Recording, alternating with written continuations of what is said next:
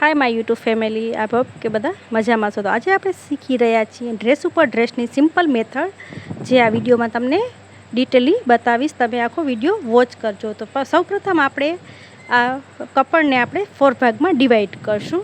એકદમ વ્યવસ્થિત રીતે, જરા પણ ક્રોસ ના હોવો જોઈએ.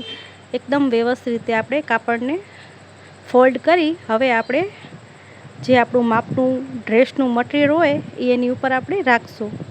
ને હવે ફરતે આપણે માર્કિંગ કરવાનું છે ચોક વડે, જરા પણ આડું અવડું નહીં, એકદમ વ્યવસ્થિત માર્કિંગ કરશું આપણે.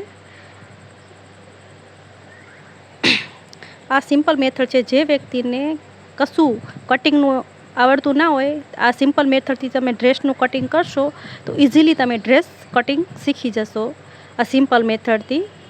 આ સૌથી સિમ્પલ મેથડ છે. પછી તમને આપણે મેજર ટેપની મદદથી પણ તમને નેક્સ્ટ વિડીયોમાં તમને બતાવીશ. આ આપણે ડ્રેસ ઉપર ડ્રેસની કટિંગ છે સિમ્પલી. જે વ્યક્તિને બહુ ઈચ્છા હોય ડ્રેસ શીખવાની અને કટિંગ કરવાનું ન ફાવતું, તો આ મેથડથી તમે ઘરે ઇઝીલી તમે કટિંગ કરી શકો છો. હવે આપણે કટિંગ કરશું. જરા પણ આડું અવડું નહીં, લકીર એકદમ વ્યવસ્થિત કટિંગ કરવાનું છે, જેથી આપણે સીવતી વખતે સીવવામાં સરળતા રહે. ફિનિશિંગ જરૂરી છે. આવી રીતના આપણે ડ્રેસનું કટિંગ કર્યું છે. હવે આપણે એની સ્લીવ કટિંગ કરશું. એ પણ આપણે કાપડને 4 ભાગમાં ડિવાઈડ કરી વ્યવસ્થિત રાખી અને હવે આપણે સ્લીવની આવી રીતના ઉપર મૂકશું. અને હવે આપણે જે આગળ છે ને, આપણે પટ્ટીવાળા માટે 1 ઇંચ મૂક્યું છે અને હવે આપણે એને માર્કિંગ કરશું. આર્મહોલ એ વળાંક એકદમ વ્યવસ્થિત લેવાનો છે, જેથી આપણે સીવતી વખતે વ્યવસ્થિત અટેચ કરી શકીએ આપણે. હવે આપણે કટિંગ કરી અને 1/2 ઇંચનો કટ લગાવવાનો છે. એ આપણે કટિંગ કરતી 1/2 ઇંચ આપણે આવી રીતના એક્સ્ટ્રા મૂક્યો છે, જેથી આપણે સીવતી વખતે એક્સ્ટ્રા આપણે મૂક્યું છે. સેન્ટરમાં આપણે કટ લગાવી હવે 1/2 ઇંચનો આવી રીતના કટ, એટલે જેથી આપણે ખોલો ના પડે. ઘણી વખત આપણે જોયું હશે કે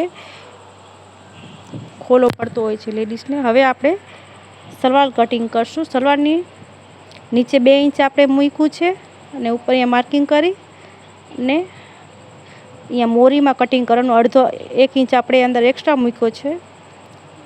માર્કિંગ કરીને હવે આપણે ડાયરેક્ટ કટ લગાવશું.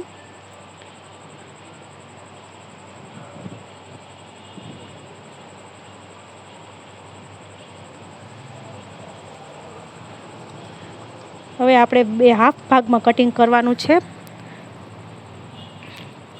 સેન્ટરમાં, જેથી આપણે બંને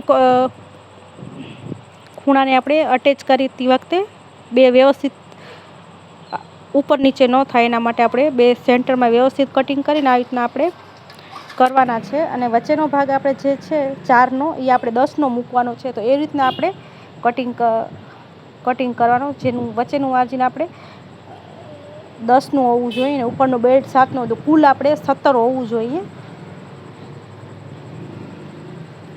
હવે આપણે 4 ભાગ સરખા કટિંગ કરી અને વ્યવસ્થિત રાખી દઈશું. ને નેક્સ્ટ આપણે બેલ્ટ કટિંગ કરશું.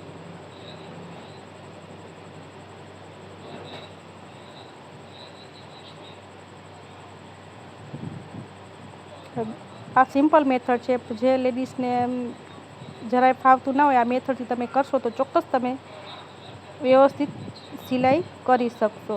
હવે આપણે બેલ્ટ કટિંગ કરશું. બેલ્ટ આપણે જે આપણી સલવારનો જે માપ હોય એને ઉપર મૂકી આવી રીતના, અને એક્સ્ટ્રા આપણે બંને બાજુ આવી રીતના આપણે માપી લેવાનું. પછી એનું બેનું કુલ